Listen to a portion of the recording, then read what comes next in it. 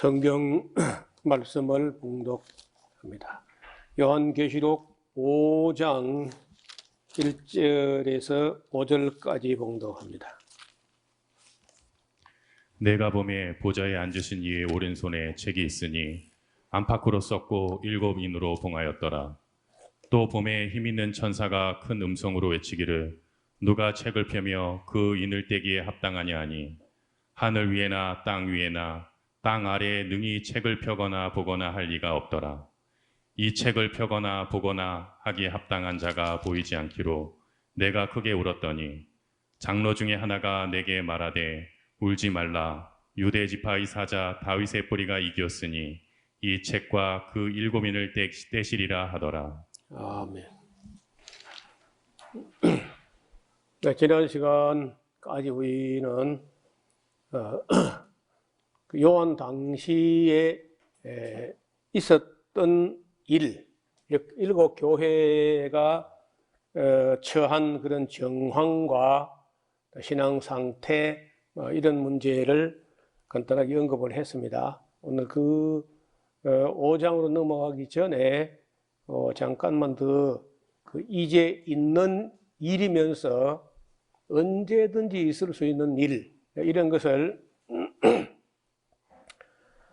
제가 그 부분을 제목 짓기를 보편적 관점에서 해석하고 봐야 할 일이다. 이게 무슨 말이냐면은 요한 당시에 있었던 그 7교회에는 그때 실제로 있었고 또 언제라도 그와 같은 교회라고 하지만은 이런저런 약점들이 있을 수 있고 잘하는 면도 있지만은 뭐 잘하는 거에 언제든지 주님께서 칭찬하죠.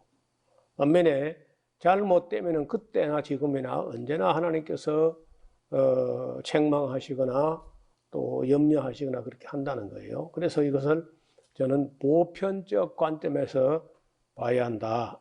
다시 말하면은 이제 있는 일은 과거에도 있었고 현재도 있고 미래 즉 훗날에도 있을 수 있는 일이어서 보편적 현상으로 봐야 합니다. 특수한 것도 중요하지만은 언제나 보편적 말씀이 더 중요하다는 거예요. 특별한 말씀도 좀 중요하지만은 뭐 우리가 맛있는 거 만들어서 뭐 추석에 명절에 뭐 특식 그 중요하지만은 그거는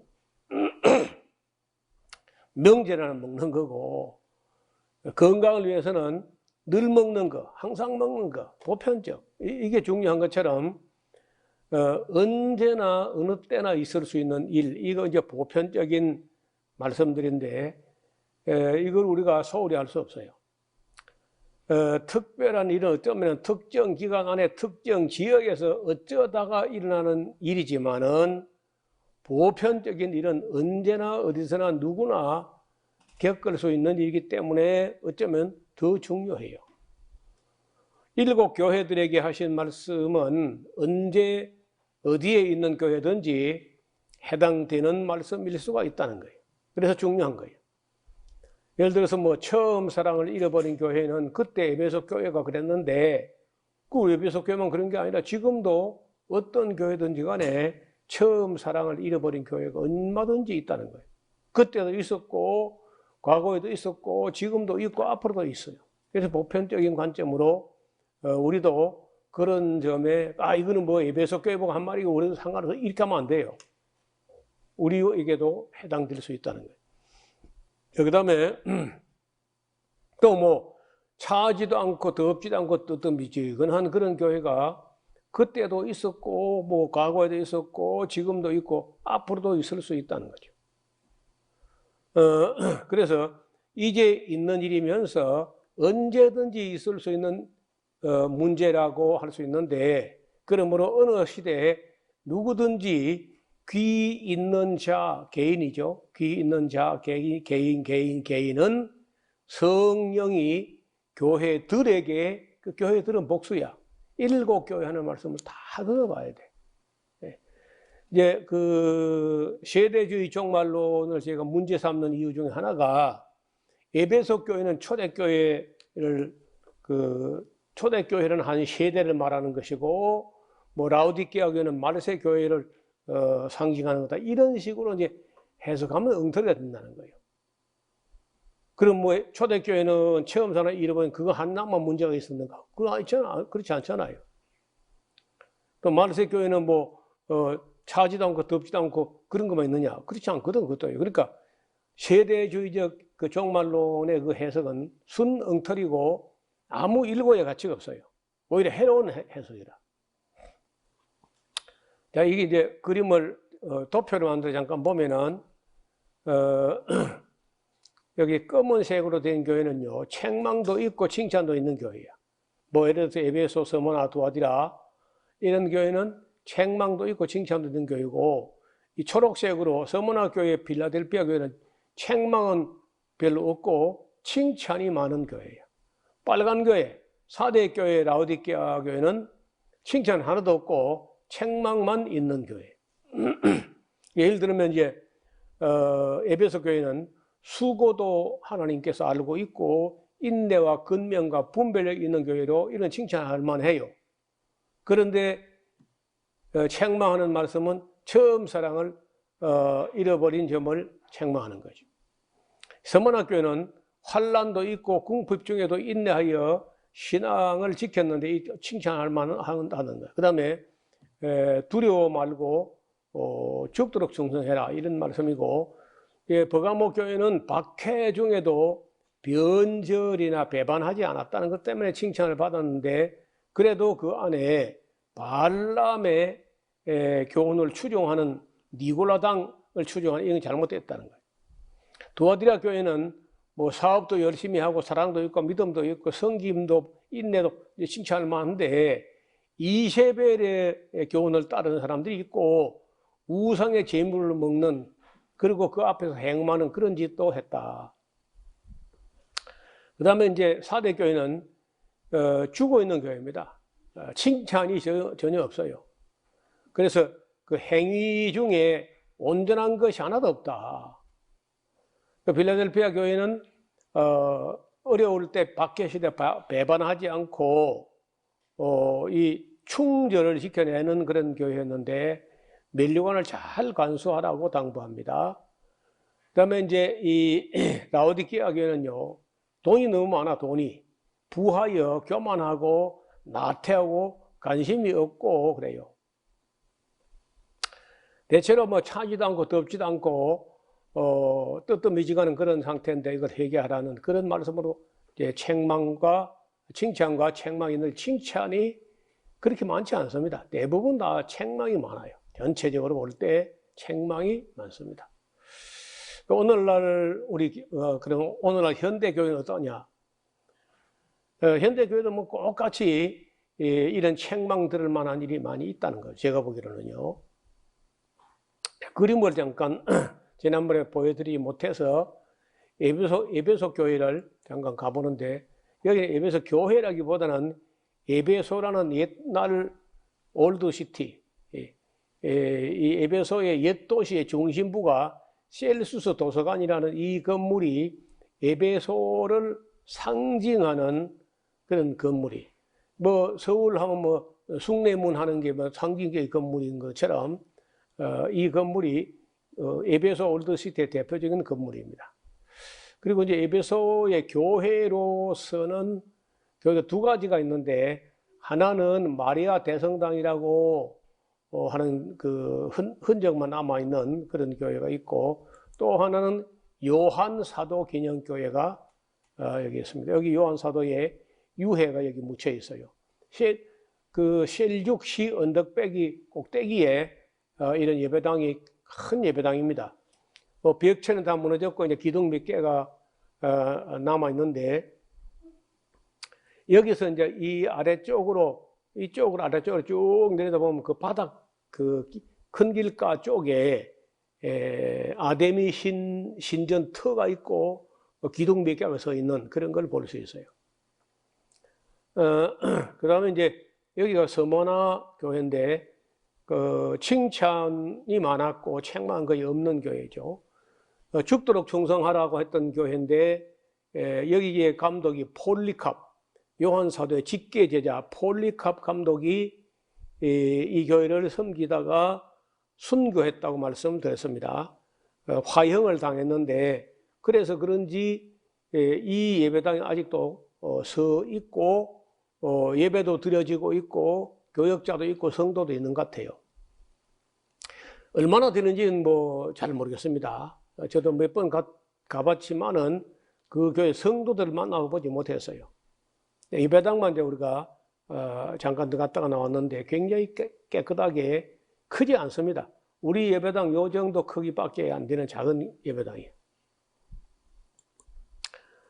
버가모의 상징적인 건물인데 세라피스 신전인가 하는 그 이방신의 신전이고요. 이건 교회가 아니에요. 교회처럼 생겼는데 이 큰 건물은 교회당이 아니고 그 뒤로 돌아가면은 그 구석지에 이 그 큰 벽 그 건물 뒤쪽에 여기처럼 뭐 누더기처럼 이게 뭐 거지처럼 붙어 있는 이게 그 버가모 교회당이라는데 너무 참 민망할 정도로 초라해요. 여기는 사탄의 위가 있는 곳이라 하는 그런 교회였는데 발람의 길을 따라갔다. 책망이죠. 그 다음 두아디라 교회는 벽체가 있고 예배당 터만 있을 뿐이고 신자도 없고 교역자도 없고 뭐 이 흔적만 남아 있습니다. 여기 뭐 두아디라가 옛날에 사업을 많이 해가지고 돈도 많이 번데 그게 이제 사업이라는 게 혼자 하는 게 아니고 동종업자 조합 길드라고 하는데 그 동종업자 조합에서 그 해 사업이 잘 되도록 뭐 신년제라든지 매년제 이런 제사를 드리게 되면은 거기에 신자들도 그 신에게 이방신의 신에게 제사하는 데가 참여를 했다는 거예요. 가서 이제 우상의 제물도 먹고 뭐 거기다가 또 이제 술이 거나하게 취해가지고 음란한 짓도 막 하고 이렇게 하는데 그런 걸 따라가는 교회에서 책망을 받습니다. 그 다음에 여기 이제 4대 교회에 살았다 하는 이름은 있으나 실상은 죽은 교회라고 하는 교회인데 뭐 성도도 당연히 없을 것 같고 여기 이제 큰 돌기둥 이거는 이제 이방신의 신전이고 이쪽에 이 초라한 이 건물 이게 이제 교회당이었다는데 쬐끄만 해요. 그래서 교회가 막 거의 안 되다시피 했다고 봅니다. 가서 이 돌기둥을 우리가 대원들이 뭐 한 5명이서 이 손을 딱 펴가지고 안아 봤는데 너무 큰 거예요. 근데 이 건물은 완성을 보지 못하고 하나님께서 지진을 나게 해서 흔들어서 공사하다가 중단돼 버린 그런 건물입니다. 그 다음에 여기 이제 필라델피아 교회에는 칭찬을 받았지만은 그 당시 너무 작은 교회였고 그리고는 뭐 지금은 신자도 없고 교역자도 없고 이런 그 기둥뿔이 큰 예배당에 아치형의 기둥이었던 것 같은데 기둥뿔이 이거 2개만 보이는데 여기 하나 더 있어요. 3개가 있을 뿐이고 끝난 교회예요. 그 다음에 이제 라오디게아는 우리가 갈 때마다 이렇게 많이 발굴하고 뭐 정돈하고 하는데 도시가 꽤 컸던 도시였는데 예배당 터가 도대체 어디쯤에 있었는지 말았는지 그런 흔적도 없어요. 딴 데는 다 그래도 망했어도 예배당 터는 있는데 여기 라오디게아는 돈은 제일 많은 곳이었는데 예배당 터나든지 이런 흔적이 없어요. 모르죠. 앞으로 이제 더 발굴하다 보면은 그 예배당 터 같은 게 혹시 뭐 발견될는지 모르지만은 지금까지 제가 여기를 한 5년마다 6년마다 가기를 3번이나 갔다 왔는데 갈 때마다 아직도 예배당 터 같은 거는 안 보인다는 거예요. 그리고 우리는 지난번에 이리로 올라오라 하는 음성을 듣고 요한이 올라가서 올라가서 이제 본 장면이 하나님의 보좌가 있고 보좌 뒤에 무지개가 있고 또 녹보석 같은 그런 색깔인데 7 등불을 켠 것이 있고 사자 같고 소 같고 사람 같고 독수리 같은 네 생물이 각각 6 날개를 가진 생물들이 있었다. 이게 케루빔이라는 천사였다고 말씀드렸고 12보좌 24보좌에 24 장로가 앉아 있을 뿐 아니라 그 뒤로 천천히요 만만이고 그러니까 뭐 천천히고 만만이 뭐 1억 100만 이런 게 아니고 뭐 엄청나게 많은 천군 천사가 함께 도열해 있었다는 거예요. 자, 여기서 우리가 이 24보좌에 앉은 24 장로들이 하나님 앞에서 그 면류관을 쓰고 있기가 너무 민망하고 황송해서 그런지 그 면류관을 하나님께 드리는 것도 아니고 던지는 것도 아니고 내려놓는 그런 모습을 봤습니다. 그리고 이제 오늘 5장의 본문을 보는데 내가 봄에 보좌에 앉은 이의 오른손에 책이 있는데 책이란 게 지금 우리처럼 이렇게 된 책은 이걸 코덱스라 그래요. 한 장 한 장 넘기는 거. 그리고 옛날에는 이런 책이 없고 내가 이 코덱스 형식으로 만든 책이 언제 나왔는지 좀 공부를 더 해봐야 되겠는데 그 옛날에 책이 두루마리입니다. 두루마리에 이렇게 해가지고 이제 그 두루마리 다 쓴 다음에 그 7인으로 봉인을 해요. 그 색깔이 있는 파라핀 같은 걸 갖다가 이렇게 동그랗게 해가지고 그 녹여서 눌러놓고 거기다가 도장을 찍어버리면요. 그 인장 바지 같은 걸 찍어 놓으면은 그걸 건드려서 그거 하나 깨지면은 파라핀이 깨지면은 누가 열어봤다는 거예요. 근데 7인으로 7사인으로 이렇게 이제 딱 봉해 놓았는데 내가 보좌에 앉으신 이의 오른손에 책이 있는데 안팎으로 썼고 7인으로 봉하여 있더라. 또 보면 힘 있는 천사가 여기 그림을 보세요. 힘 있는 천사가 나와가지고 외치는 거예요. 큰 음성으로 외치기를 누가 책을 펴며 그 인을 떼기에 합당하냐. 자, 이제 지금까지 우리가 요한계시록 3가지를 보는데 네 본 것과 이제 있는 일까지는 이제 오늘 다 마쳤어요. 그리고 이제 뭘 해야 되냐면 장차될 일이 하나 남아 있는데 그 장차될 일이 이 7인으로 기록되어 가지고 봉해져 있는 그 두루마리 안에 장차될 일이 기록되어 있는 것 같아요. 그 종말 프로세스, 종말이 어떤 과정으로 어떤 방법과 과정으로 진행되는 것인지 또 누구에 의해서 진행되는 것인지 이런 게 이제 이 7인으로 봉해진 이 두루마리 책에 들어있는데 이걸 그 인을 뗄 만한 사람, 다시 말하면 뭐 그걸 인을 떼고는 종말론적인 역사 진행을 누가 할 수 있는가 하는 걸 묻는데요. 큰 음성으로 외치기를 누가 책을 펴며 그 인을 떼기에 합당하냐 하니 하늘 위에나 땅 위에나 땅 아래나 능히 책을 펴거나 보거나 할 리가 없더라.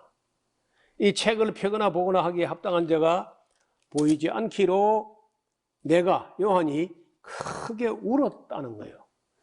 여러분 한번 생각해. 요한 사도가 지금 나이가 한 100살이나 되는데 그 나이 많은 사람이 한번 크게 울어봐요. 뭔가 막 어린 나이 같은 심령이 돼가지고 하나님 앞에 당황하고 해서 울었다는 거죠. 그랬더니 그 24 장로 중에 하나가 내게 말하되 울지 말라. 유대 지파의 사자. 이거 사자는 진짜 사자입니다. 사자가 아니고 사자, 라이온. 앞 그림을 보세요. 유다 지파의 사자, 라이온이면서 어린 양이야. 여러분 예수님은요, 이 사자이면서 어린 양이라는 거예요. 또 하나님이면서 사람이라는 거죠. 또 그 왕이면서 또 종이라는 거예요. 종이면서 왕이라는 거예요. 여러분 참 예수님께 해당되는 건 좀 놀라운 일이에요. 그래서 유다 지파의 사자 다윗의 뿌리가 이겼으니 이 책과 그 7인을 떼시리라. 다시 말하면 예수님께서 이 7인으로 봉한 책을 뗀다는 겁니다. 그런데 이제 요한이 보니까 내가 또 보니까 보좌와 네 생물과 장로들 사이에 어린 양이 어린 양은 그 6월절 어린 양으로 드려진 예수님이죠. 섰는데 일찍 죽임을 당한 것 같아요. 이봐요. 옆구리에 창에 찔려서 피를 흘려 죽었던 것 같아. 또 7뿔이 봐요. 7뿔이 있어요. 이게 뿔이 7뿔이 뭐냐? 권세를 말하는, 뿔은 보통 권세를 말하는데, 그 7뿔이라는 것은 완전한 권세라는 거예요. 또 7눈이 있어. 눈이 또 7개가 있는 거예요. 보통 우리는 눈이 2개죠. 근데 어떻게 눈이 7개 있어요? 그래서 모든 것을 완전하게 보시는 눈이 있고 완전한 권세를 가지고 있다. 그런 의미입니다.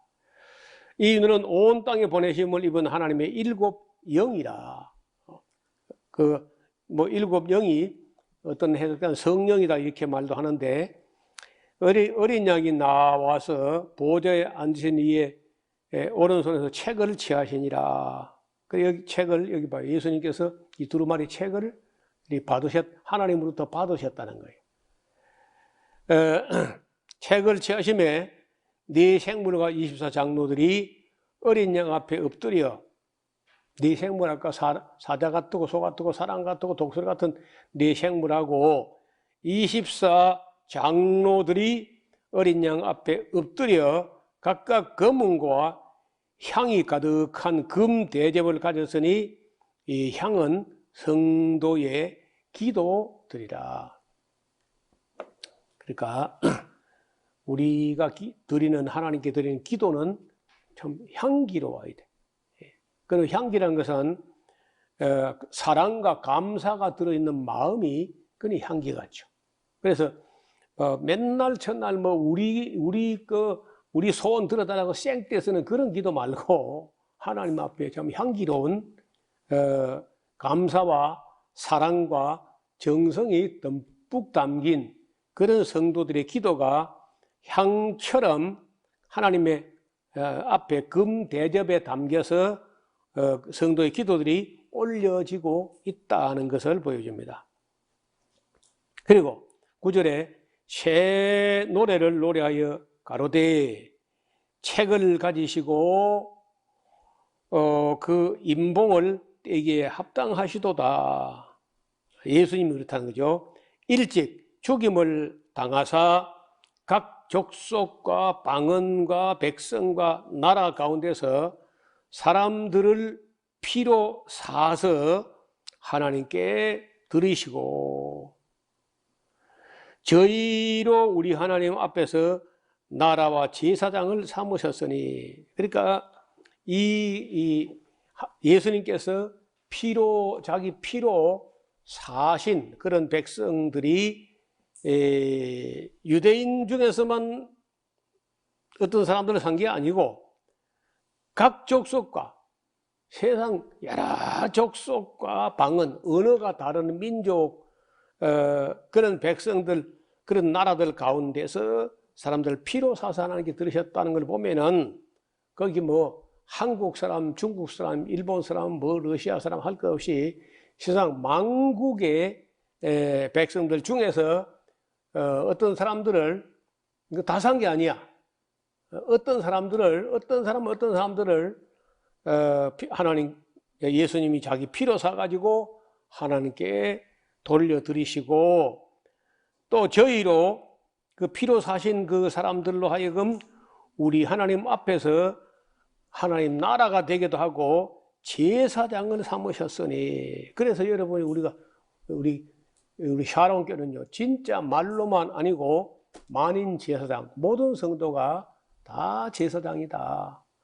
목사만 제사장 그런 게 아니야. 다 제사장이에요.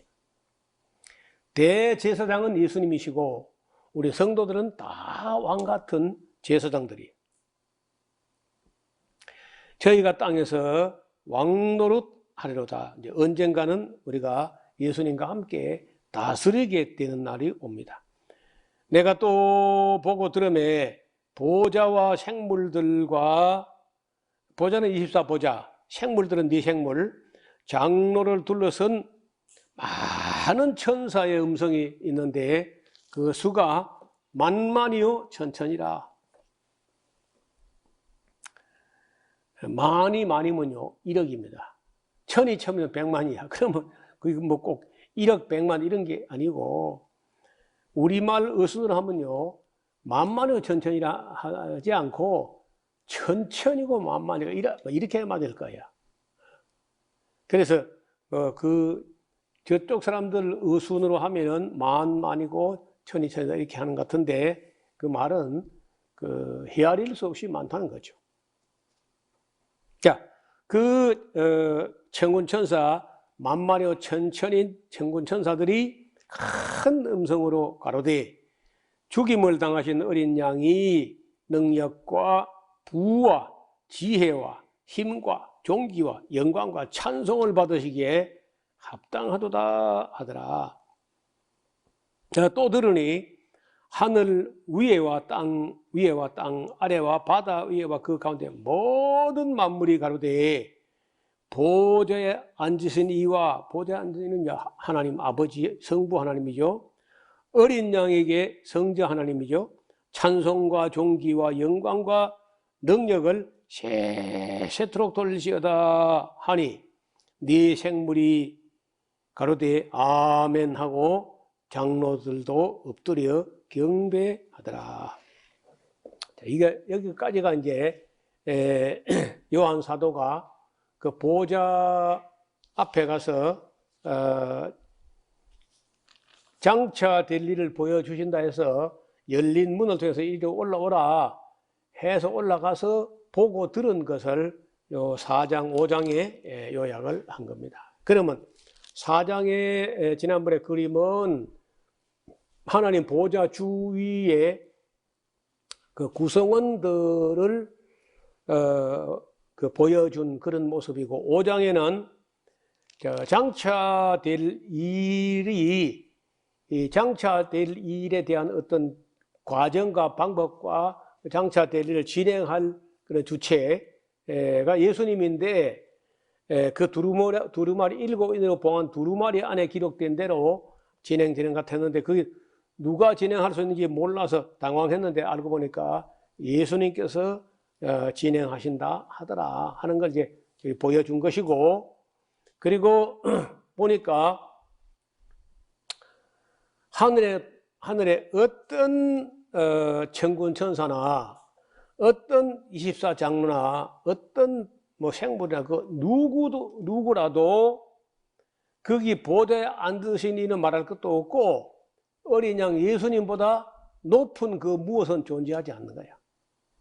그래서 이제 여기서 자세히 좀 더 자세히 본다면은 하나님 아버지와 예수님이 동격으로 표현되어 있어요. 그 영광과 존귀와 모든 것을 보좌에 앉으신 이와 어린 양에게 똑같이 돌려드린다. 그래서 이제 우리 기독교의 정상적인 기독교의 신앙 고백은요, 성부, 성자, 성령 이 삼위가 영광과 권능이 동등이라는 거예요. 자칫하면 우리는요, 하나님 아버지가 제일 높고 그 밑에 조금 계급이 낮은 분이 예수님이고, 성령도 뭐 예수님하고 비슷하든지 뭐 어떻든 하나님 아버지가 낮은 계급이다 이런 생각이 그 잘못된 거예요. 영광과 권능이 똑같아요. 그래서 똑같다고 한 사람이 아다나시우스라는 사람인데 정통이 되고, 아리우스 파에서는 하나님 아버지만 최고고 그 성자하고 성령은 그 하나님과 똑같지는 않다. 이렇게 해가지고 이단이 됐어요. 325년에 니케아 회의에서. 그래서 우리는 얼핏 보기는 하나님 아버지가 최고 높고 그 밑에 성자와 성령이 그 밑에 계급처럼 이렇게 보이면 큰일 난다는 거예요. 그런 걸 군주론적 독재론, 군주론적 독재론이라는 게 모나르키아니즘이라는데 일신론이라는 거예요. 하나님은 한 분이다. 그러니까 절대 삼위일체를 인정하지 않고 하나님 한 분이다. 한 분 밑에 이제 성자나 성령은 그 밑에 하나님 아버지가 군주처럼 위에 있고 하나님 아버지는 한 분이지 삼위일체 이런 거 아니다. 이제 이렇게 하는 게 이단이야, 이단. 일신론, 모나르키아니즘이라 그래요. 그 다음에 이제 그 잘못되면 어떻게 잘못되느냐. 하나님은 한 분인데 어떤 때는 성부 하나님으로 나타나고 어떤 때는 성자 예수님으로 나타나고 어떤 때는 성령으로 나타난다. 그런 한 분인데 어떤 한 분이 이 모습으로 보였다가 이 모습으로 보였다, 이 모습으로 보였다 이렇게 한 이게 양태론적 독재론이라는 거예요. 양태. 한 분인데 이리 보였다 저리 보였다 한다는 거예요. 예를 들면 이제 제가 교회 앞에서는 목사야. 우리 집에 가면은 신명숙 씨 남편인 거예요. 또 우리 아이들 딸들에게는 또 내가 그 아빠가 된다는 거죠. 그래 이게 한 분인데 이리 보였다 저리 보였다 한다는 거예요. 이게 바로 양태론적 이단이야. 양태론적 독재론. 그러니까 군주론적 독재론이 있고 모나르키아니즘, 양태론적 독재론이 그 다 잘못된 거예요. 일신론이라는 건데 삼위일체를 인정하지 않는 이런 매우 잘못된 사람들이 초대교회에 있었어요. 뭐 지금도 그런 사람이 있습니다. 지금도 삼위일체를 인정하지 않는 사람들이 있는데 그건 뭐 틀림없이 이단입니다. 우리 기독교는 삼위의 성부, 성자, 성령의 그 영광과 권능이 동등이다. 꼭 같다는 거예요. 자, 이제 본격적으로 장차될 일이 진행되는데요. 잘 들어야 돼요. 이게 실제로 우리가 요한계시록을 종말론적 예언서로 이렇게 본다고 하면은 가장 중요한 대목도 이제 6장부터가 실제로 장차될 일이고 그 장차될 일은 일단 대환란으로 시작합니다. 대환란. 6장입니다. 내가 보면 요한님 보는 겁니다. 어린 양이 예수님이죠. 7인 중에 하나를 떼시는 그때에 내가 들으니 네 생물 중에 하나가 네 생물은 사자 같고 소 같고 사람 같고 독수리 같은 그 네 생물 중에 하나가 우레 소리같이 말하되 오라 하기로 이에 내가 보니 흰 말이 있는데 흰 말 그 탄자가 활을 가졌고 면류관을 받고 나가서 이기고 또 이기려고 하더라. 이제 그림을 보겠습니다. 이제 여기 지금 이 6장에 네 말이 나와요. 말이. 그 첫째 말은 흰 말인데 머리에 면류관을 쓰고 있고 그리고 활을 가지고 있고 이기고 또 이기려고 해요. 자, 이제 쉽게 하면요. 이건 흰 말이 뭐냐, 흰 말은 첫째 뭐시고 둘째 뭐시고 막 그래가지고 그 쓸데없는 해석을 하는데 전혀 그럴 필요가 없고 흰 말은 승리자가 타는 말이에요. 승리자. 그 증거가 뭐냐? 면류관을 받았다니까? 승리했다는 거죠. 그런데 승리했으면은요, 거기서 끝나야 돼. 승리했는데도 불구하고 또 이기고 그러면 이제 또 어렵게 된다는 거예요. 여러분 이 전쟁을 한 큰 나라가 적당히 이겼으면은 그만해야 됩니다. 그런데 욕심이 끝이 없어가지고 이기고 또 이기려고 또 이기고 또 이기려고 계속 이기면 신나거든요. 이기면 또 이익도 많아. 이래가지고 이제 전쟁이 끝이 없게 되는데 그게 이제 로마가 있나라 그래서 로마가. 로마뿐이 아니죠. 바벨론도 그랬고 뭐 어떤 나라든지 힘만 있으면 힘이 없으면 망정이지 힘만 있으면 항상 보면요 이기고 또 이기려고 하는 거예요. 마지막 때도 그 환란이 그렇게 시작된다는 거예요. 어떤 큰 나라가 있는데 이미 면류관을 받았어. 세계 최고야. 그럼 그만해야 돼. 그런데 그만 안 하고 계속 싸우려고 그러고 계속 이기려고 손에서 활을 놓지 않았다니까. 그리고 계속 이기고 또 이것 때문에 종말 프로세스가 진행된다는데 제가 이 문제를 가지고 오랫동안 이제 여러 뭐 학자들 걔네도 들어보는데 그게 어떤 나라일까? 그래서 지금까지는 대체로 보는 사람들이 미국이라는 거예요. 앞으로도 이 세상에 어떤 나라가 미국보다 더 센 나라가 나오기는 쉽지 않아요. 그런데 미국이 지난 200년 동안에 약 140번 이상을 싸웠어요. 전쟁을 했어요. 그런데 미국 사람들은요, 지금도 미국은 뭘 해도 2등하면 안 되는 거야. 2등은 못 견뎌요. 반드시 미국은 1등 해야 된다. 이런 의식을 갖고 있어요. 그런데 지금 한때 소련이 막 이렇게 냉전 시대에 막 경쟁을 해가지고 소련하고 미국하고 막 이렇게 서로 경쟁할 때 대단했어요. 대단한데 그 러시아가 경제력이 뒷받침이 안 되니까 무기 암만 만들려고 해도 결국은 안 되고 말아요. 그런데 지금은 소련이 아니고 지금은 중국이 미국을 앞지르려고 하는 게 여러 가지야.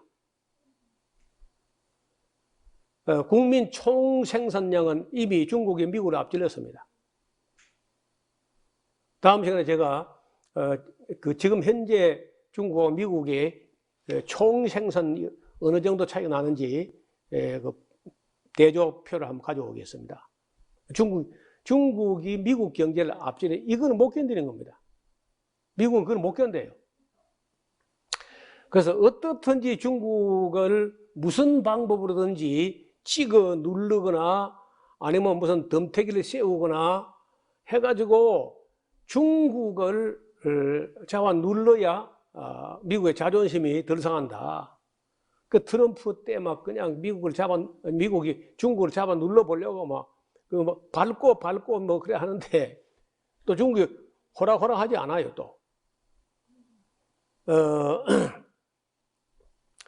핵전쟁을 만약 하게 되면요 결국은 뭐 두 나라 다 망하고 말 겁니다. 두 나라 다 망하는 게 아니고 뭐 어쩌면 세계가 다 망할 수 있어요. 그래 핵전쟁 아닌 전쟁을 해가지고는 중국이 미국을 이길 길이 없어요. 그런데 지금 제가 보기로는 중국은 자기 체제 단속을 위해서라도 미국을 계속 들먹이면서 계속 군비를 증강하고 해가지고 틀림없이 이제 맞서려고 할 겁니다. 중국하고 미국이. 이래서 이제 3차 대전이 나겠죠. 그래서 미국에 대해서 노라고 말할 수 있는 나라는 지금 봐서는 중국에는 없어요. 중국 외에 다른 어떤 나라가 미국에 대해서 노할 수 있는 나라가 없습니다. 그래서 이제 언젠가 이 중국이 너무 커지는 바람에 너무 강해지거나 하는 것 때문에 3차 대전이 터지지 않겠나. 자, 거기 보세요. 그러니까 여기 중요한 거는 마지막 때 어떤 나라가 완전히 이겼다니까? 여러분, 미국은요, 강대국이라 하지 않습니다. 미국은 강대국이 아니고 초강대국이야. 어떤 분은, 아닙니다, 목사님. 미국은 초강대국이고 초강대국입니다. 그러니까 어떤 나라가 비교가 안 돼, 아무 나라. 그런데 거기에 한번 써보겠다. 그 나선 나라가 있는데 중국이라는 거죠. 더 웃기는 게 우리나라는 그 사이에 껴있어. 나보고 왜 미국을 반대하고 중국 편을 들으냐? 저는 중국 팬들 마음이 손톱만큼도 없습니다. 어떤 사람도 문 대통령이 뭐 중국에다가 뭐 나라 팔아먹는다. 쪼다들이라는 소리야. 왜 중국에 대해서도 함부로 노라고 말하지 못하냐면요. 우리나라 기업들 때문에 그렇습니다. 우리나라 기업체가 중국에 얼마나 많은 걸 수출해야 되고 수입도 해야 되고 기업을 생각해서 중국이 기분 나쁘지만은 그 지금 현재 대통령이나 그 누구라도 제정신이 있는 사람 같으면 중국을 미워하거나 갈시하거나 그래 못해요. 그러면 우리 기업들만 망하지. 그런 거 생각, 그런 정도도 머리가 안 돌아간 그건 말하면 안 돼. 우리가 또 미국을 뭐 반미운동하면 되느냐? 반미운동하면 우리 기업들 망해 또. 미국도 뭐 그리 착하지도 않고 중국도 고운 데가 예쁜 데가 없지만은 우리는 무역 의존도가 미국에 대한 의존도가 크고 중국에 대한 의존도가 어느 한쪽도 놓지 못할 정도의 입장이라고 우리 입장이 생각해봐요.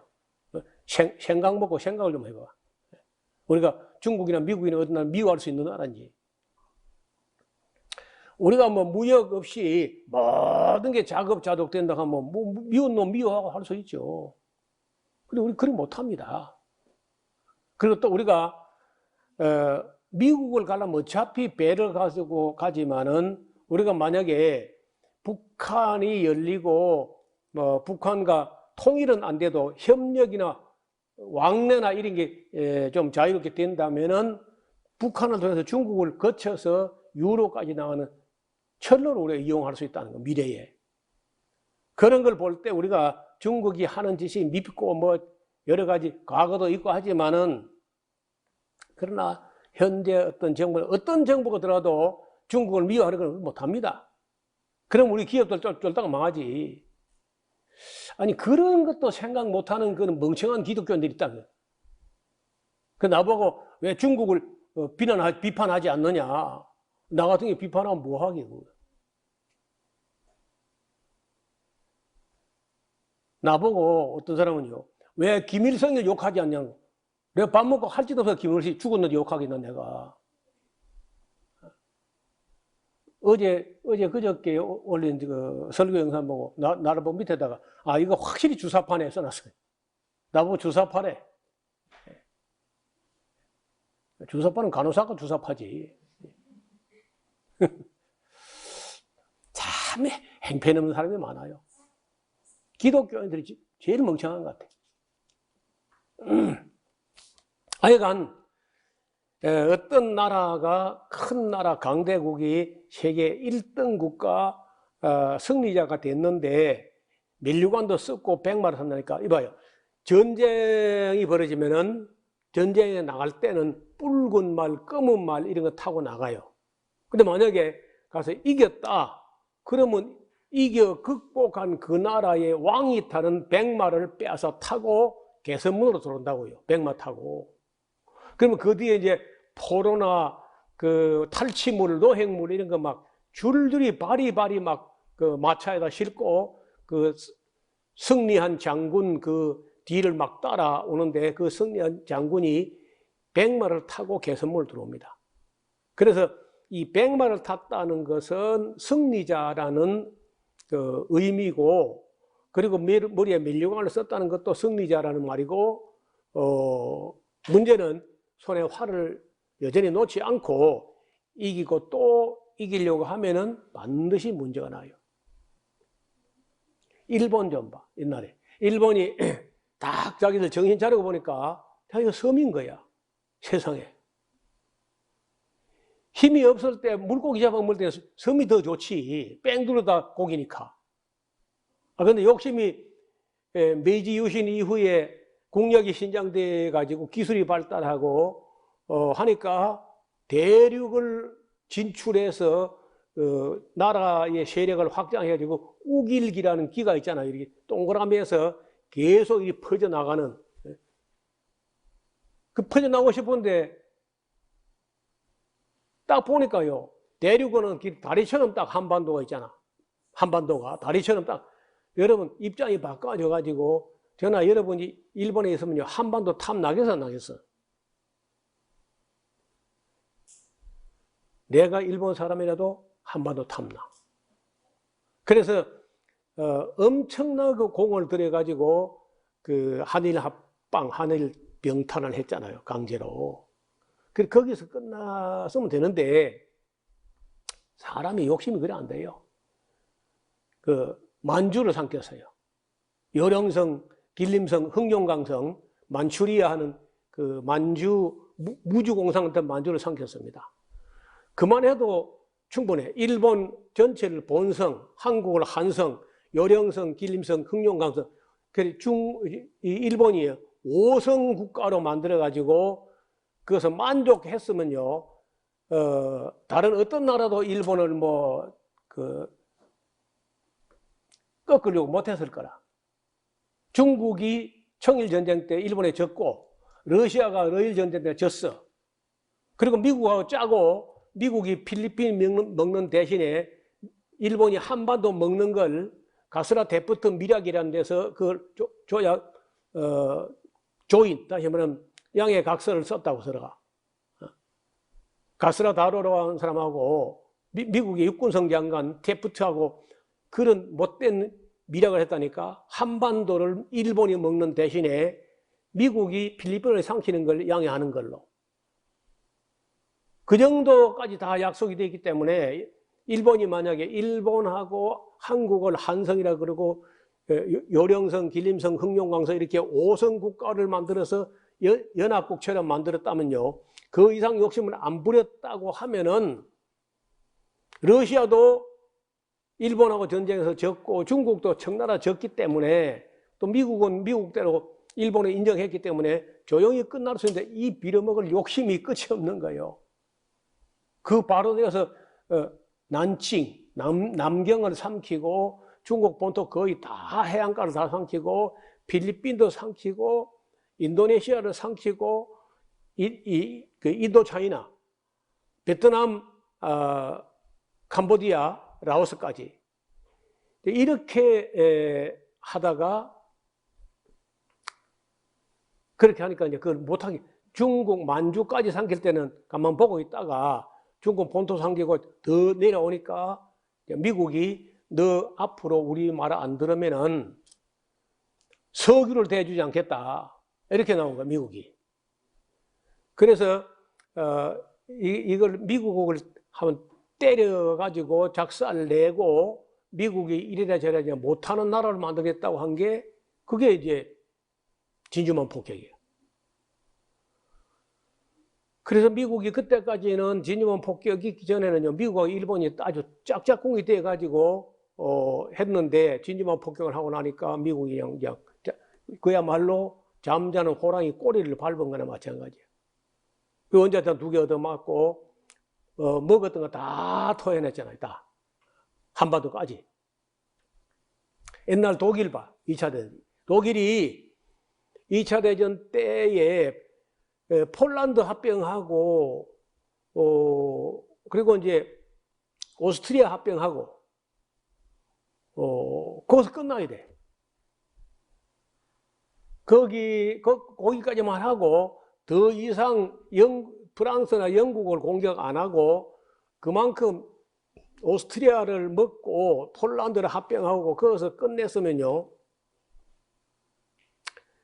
독일이 그렇게 안 망할 수 있었어요. 근데 그게 욕심이 그래 안 되는 거라. 이기고 또 이기려고 하는 거야. 자, 인류 역사에 이 이기고 또 이기려고 하는 이것 때문에 언제나 그 나라가 결국은요, 망합니다. 여러분, 복싱 챔피언이나 축구 챔피언이나 어떤 챔프가 있어가지고 그 챔피언 벨트를 몇 달 손쳐도 얼마 안 가서 더 센 놈이 나와가지고 벨트 벗어줘야 돼요. 그래서 역사에 보면은 언제나 초강대국, 최강대국이 어지간히 하고 말아야 되는데 이기고 또 이기려고 하다가 가는 거예요. 그 일본도 정복은 했는데 통치가 안 돼요. 독일도 정복은 했는데 통치가 안 돼. 징기스칸이 유럽까지 정복을 했는데 통치가 안 되는 거예요. 그래서 정복도 정복이지만은 그 뒤에 정복한 걸 지키는 거, 파지, 통치 이게 안 되면은 쫄딱 많은 수가 있어요. 너무 욕심을 요새 카카오라는 뭐 그런 회사가 김범수라는 사람이 그 플랫폼 사업이라 해가지고 택시를 부를 때에도 카카오를 통해서 불러야 그걸 연결해놔야만 택시 기사가 덜 시간을 헛된 시간 덜 보내고 빨리빨리 손님이 연결되니까 거기 20불을 갖다 주고 카카오에다가 벌어가지고 말이에요. 그래서 그거 안 하면 안 되니까 말이에요. 이런 식으로 하니까 요번에 정부에서 뭐 카카오에다가 그냥 아주 뭐 호되게 책임을 물어가지고 지금 뭐 토해내고 있는 것 같은데 힘 있는 사람들이 이런 그 자본을 가지고 기술을 가지고 그 폭력적으로 나오게 되면은 약한 사람 죽는 거예요. 그래서 때로는 무한 자유를 주면 안 돼요. 무한 자유를 주면 센 놈이 다 먹어버린다고. 결국은. 이게 자본주의 약점이라는 거예요. 하여간 지금 현재 내가 볼 때 이 센 놈 같으면 이게 미국 같아요. 근데 이게 계속해서 이기고 또 이기려고 하면은 문제가 터진다는 거예요. 바로 그 뒤에 봐요. 3절 둘째 인을 떼실 때 내가 들으니 둘째 생물이 가로되 오라 하더니 이에 붉은 다른 말이 나오더라. 그 탄자가 허락을 받아서 땅에서 화평을 지하여 버리고, 여러분 화평을 지하여 버리면 전쟁이 오는 거죠. 지하여 버리며 서로 죽이게 하고 또 큰 칼을 받았더라. 이건 번역이 좀 잘못된 것 같아요. 이거 왜냐? 화평을 지하여 버리며 서로 죽이게 하고 또 큰 칼을 받았더라. 이렇게 하는 게 아니고 큰 칼을 받아가지고 서로 죽이게 하더라. 이렇게 해야 되죠. 칼도 안 받고 서로 죽이게 해놓고 그 뒤에 칼을 받으면 어떡해. 근데 어순을 우리말 정서에 맞지 않게 원래 생긴 그대로 번역하니까 이런 오역이 나오는 거예요. 큰 칼을 받아서 서로 죽이게 하더라. 이렇게 해야 돼. 전쟁이죠, 전쟁. 그러니까 어떤 센 나라가 이겼는데 여전히 손에서 활을 놓지 않고 이기고 또 이기려고 하니까 전쟁이 난다는 거예요. 이게 이 순서가 그렇게 되는 거예요. 그 다음에 셋째 인을 5절입니다. 셋째 인을 떼실 때 내가 들으니까 셋째 생물이 말하되 오라 하기로 내가 보니 검은 말이 나오는데 그 탄자가 손에 저울을 가졌더라. 이 그림을 봐요. 다시 보면은 흰말 탄자는 멸류관을 썼는데 손에 여전히 활을 놓지 않고 이기고 또 이기려고 하다가 전쟁이나 큰 칼을 받아가 서로 죽이게 해요. 죽이게 하는 뿐 아니라 기근이 와. 자, 이 기근은 전쟁이 났기 때문에 농사를 정상적으로 농사를 못 지어서 기근이 오는 수도 있고, 하나님께서 이 세상을 뒤흔들어서 다 배불러지니까 하나님도 잊어버리고 세상 잠을 자고 이렇게 하니까 뭐 이런 모든 재앙이 일어나게 하신다고 본다면은 이때 기근은 그냥 전쟁통에 농사를 잘못 지어서 기근이 오는 그런 정도가 아니라 하나님께서 전쟁 때문에 농사도 잘 못 짓지만은 거기다가 비를 안 주시거나 여러 가지 문제가 나가지고 예를 들어서 미국 한 나라, 미국하고 중국 두 나라의 양식만 폭삭 내려앉아도요, 온 세계가 기근에 휘말립니다. 우리나라는 지금 식량 자금률이 25%, 30%밖에 안 돼요. 만약에 기근이 나가 흉년 들면 우리도 이게 보통 문제가 아닙니다. 그래서 진짜 선진국은 1차 산업 중에 농사만큼은, 식량만큼은 절대 다른 나라 의존하지 않고 자급하게 하려고 프랑스나 독일이나 다 그건 절대 놓지 않습니다. 농사를 포기하지 않는다는 거예요. 근데 우리는 너무 뭐 공장 지어가지고 뭐 스마트폰 만들고 이런 게 돈 된다 해가지고 농사를 예산을 포기하고 식량, 미국에 대한 식량 의존도가 너무 커요. 그게 봐요. 손에 저울을 가졌다. 이 손에 검은 말을 탔는데 탄자가 그 손에 저울을 가졌다고 하는데 그것만 갖고는 몰라 이게 뭔지. 근데 그게 봐요. 6절에 내가 네 생물 사이로서 나는 뜻한 음성을 들어봤는데 가로되 한 데나리온에 그 줄 거 봐요. 한 데나리온은 장정 하루 품삯이야. 한 데나리온에 밀 한 대요. 한 데나리온 장정 하루 품삯인데 한 데나리온 그 한 데나리온에 밀 한 대. 근데 여기 언어에 보면요. 한 대라고 된 게 아니고 한 대는요. 1.8리터 내지는 2리터가 한 대예요. 그런데 여기 지금 나오는 대라고 하는 이 말이요. 코이닉스가 되어 있는데 이봐요. 코이닉스 요만큼 돼요. 머그컵 한 컵 정도 이밖에 안 돼. 이게 그 한 코이닉스가 뭐 하는 거냐. 그 가족이 10명 같으면 10 코이닉스의 밀가루를 가지고 빵을 찌면 하루 3끼를 먹는 거예요. 그러니까 장정 한 사람이 하루 빵 10번 먹을 수 있는 빵을 만드는 데 소요되는 밀가루 양이 한 코이닉스 이 정도 돼요. 근데 그게 얼마냐? 10만 원이에요, 10만 원. 장정 하루 품삯. 싼 거예요, 비싼 거예요. 10만 원에 밀가루 한 컵이요. 이런 얘기다. 한 코이닉스. 그러니까 이 정도 되면 이제 아까 저울을 들고 있다는 게 이제 실감이 나는 거예요. 빵을 저울에 달아 먹고 주고 팔고 하는 거예요. 그 다음에 뭐예요? 또 보리 석대라. 보리는 이제 밀보다는 값이 떨어지니까 보리는 3코이닉스다. 여기 감남녀 포도주는 해치 말라 하더라고 돼 있는데 이걸 다른 번역하면요. 감남류 올리브 기름이나 포도주는 생각하지도 말아라. 꿈도 꾸지 말아라. 이런 의미로 번역하는 분도 있습니다. 그 대기근인데 하나만 찾아보고 마치려고 합니다. 레위기 26장을 한번 펴봐요. 26장 26절 레위기 26장 26절. 자, 여기 보면은요,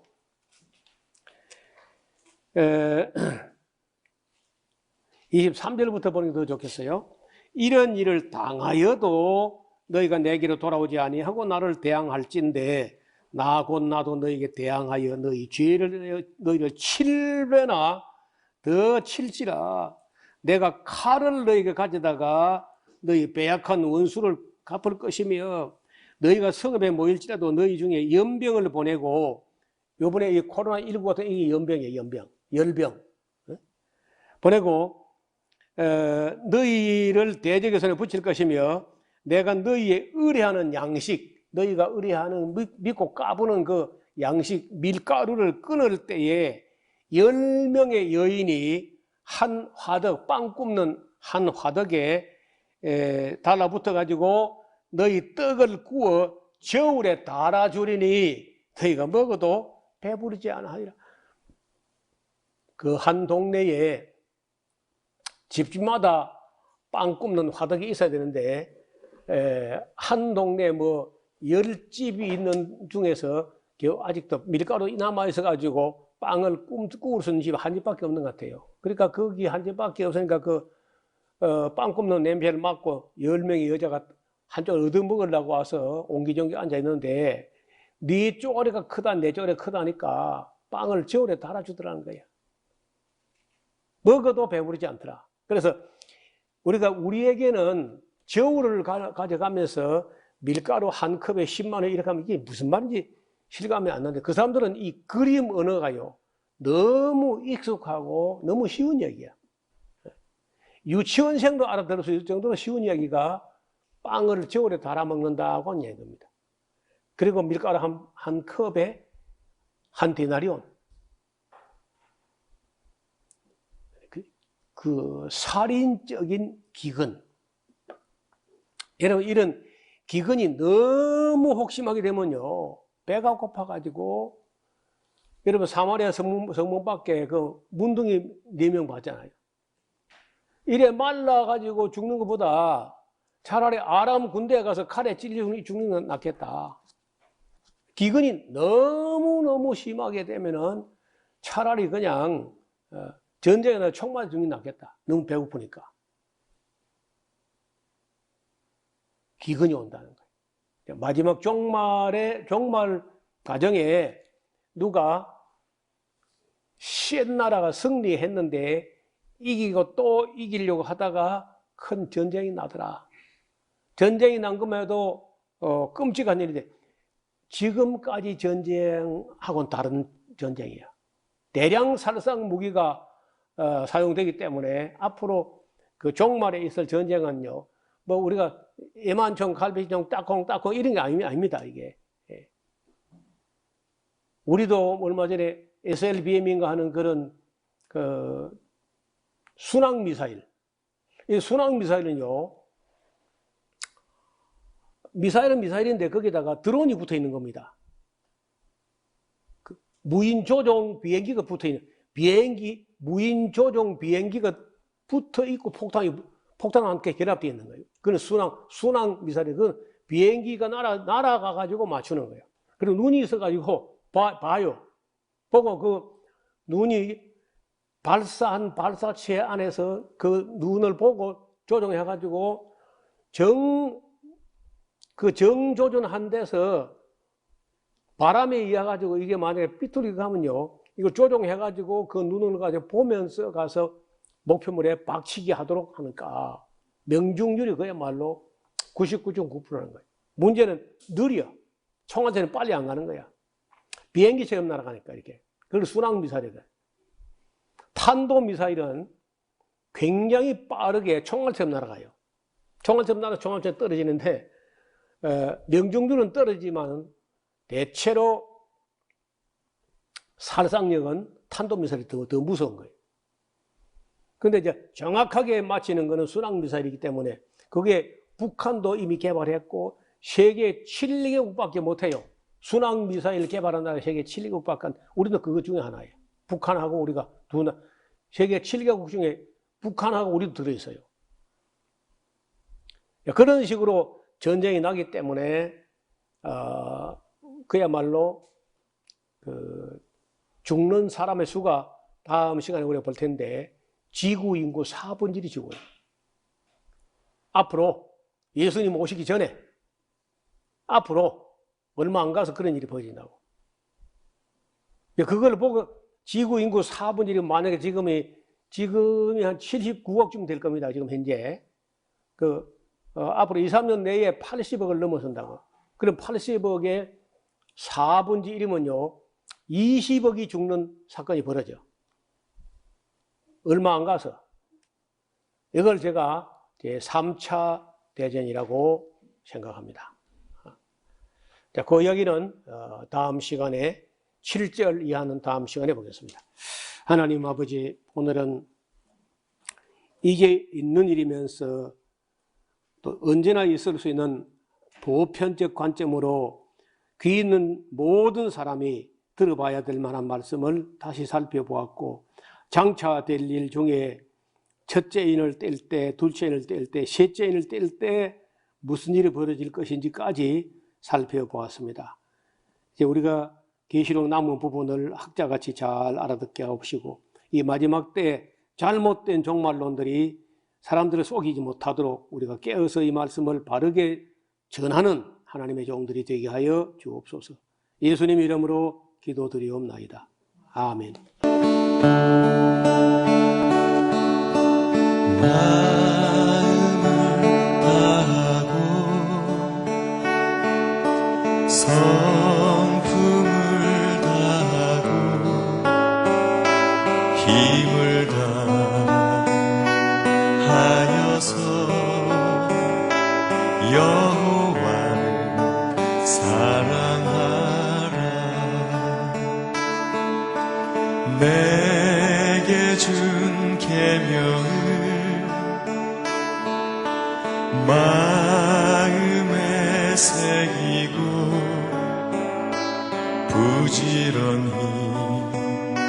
부지런히 이웃에게 전하여라. 그러면 내가 짓지 않은 그 집을 주리라. 내가 심지 않은 과실을 먹게 하리라.